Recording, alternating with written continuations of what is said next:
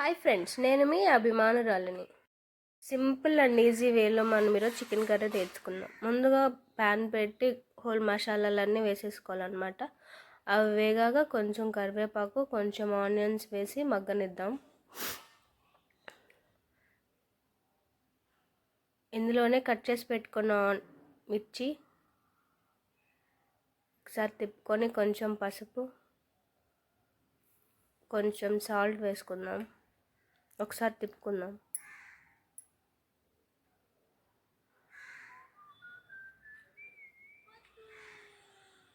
ఇందులోనే దంచి పెట్టుకున్న అల్లం వెల్లుల్లి పేస్ట్ వేసుకుందాం.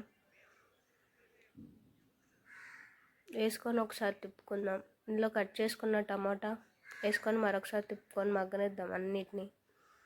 ఇవి బాగా మగ్గాక కొంచెం కొత్తిమీర వేసుకొని మనం వాటర్లో సోక్ చేసి పెట్టుకున్న చికెన్ వేసుకుందాం. చికెన్ వేసుకొని దీన్ని మరొకసారి బాగా తిప్పుకుందాం.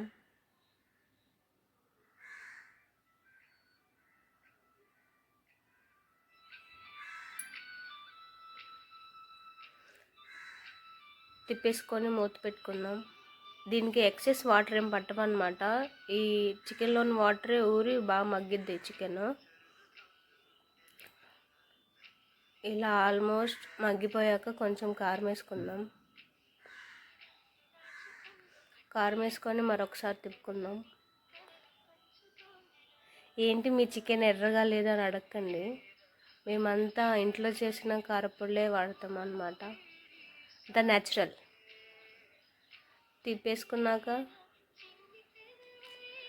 చికెన్ ఆల్మోస్ట్ మగ్గిపోయింది. ఇప్పుడు ధనియా పౌడర్ వేసుకుందాం. చికెన్ టేస్ట్గా ఉండాలంటే ఏవేవో వేసుకోవాల్సిన అవసరం లేదండి. అది వండే ప్రాసెస్లో మంచిగా ఇదైతే అది ఆటోమేటిక్గా ఇలాగ జ్యూసీగా టెండర్గా సాఫ్ట్గా ఉంటుంది. ముక్క కూడా ఆటోమేటిక్గా ఇలా మొత్తం ఉడికిపోయినాక కొత్తిమీర వేసుకుందాం. ఫైనల్లీ మన చికెన్ కర్రీ రెడీ. చూసారా ఎంత హడావి లేకపోయినా ఎంత నీట్గా ఉందో. ఇది చపాతీలో కానీ, బిర్యానీలో కానీ, వైట్ రైస్లో కానీ సూపర్ ఉంటుంది. దీన్ని తిన్నాక ఎవరైనా అనాల్సిందే, ఆహా సూపర్ అన్న.